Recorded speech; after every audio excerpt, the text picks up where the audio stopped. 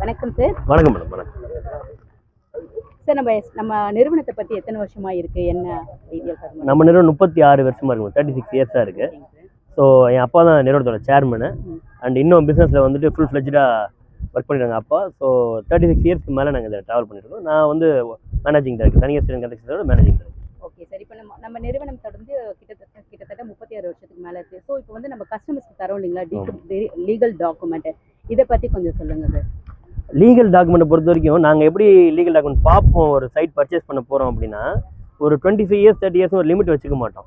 அது இருந்தால் போதும்னு சொல்லுவாங்க, அது இருந்தால் போதும் கூட, அதுதான் உண்மை. ஆனால் வந்து நாங்கள் எப்படி அதை டீகோட் பண்ணி போவோம்னா எந்த அளவுக்கு போய் முடிக்க முடியும். உதாரணத்துக்கு 1930 டாக்குமெண்ட் இருந்தால் 1930 டாக்குமெண்ட் வரைக்கும் போவோம். ஏன் அப்படி போவோம்னா அப்போ தான் அதோட நம்ம உண்மைத்தன்மையை அறிஞ்சிக்க முடியும். அண்ட் அதில் இருக்க கொரிஸ் என்னன்னு தெரியும், சால்வ் பண்ண முடியிற கொரிஸ் அது இருக்கான்னு தெரியும். அந்த கொரி இருக்குது, ஒரு டாக்குமெண்ட்டில் வந்து ப்ராப்ளம் இருக்குது அப்படின்னா வந்துட்டு அந்த சொத்தை ஃப்ரீயாக கொடுத்தா கூட Thanigai estates and construction வாங்காது. So பண்ணுற சொத்து எல்லாமே கிளியர் டைட்டிலோட தான் இருக்கும். ஸோ ஏன்னா வந்துட்டு இப்போ நம்ம இன்றைக்கி வாங்குறதோட வச்சுக்கிறது கிடையாது.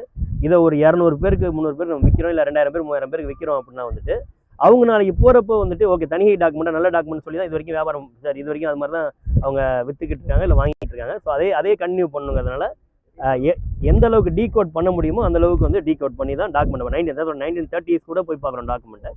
ஸோ லீகலை பொறுத்த வரைக்கும் நீங்கள் நம்பி வாங்கலாம், எந்த வகையான பிரச்சனையும் இருக்காது. அதுக்கு வந்துட்டு லீகலை பொறுத்த வரைக்கும் அதுக்கு அவங்க சொத்தை வச்சிருக்க வரைக்கும் லைஃப் டைம் கேரண்டின்னு வேறு எந்த நிறுவனம் சொல்லுவாங்களா இருக்கும், நான் செய்வாங்களான்னு தெரியாது. நாங்கள் சொல்கிறத செஞ்சுக்கிட்டு இருக்கோம். Okay sir.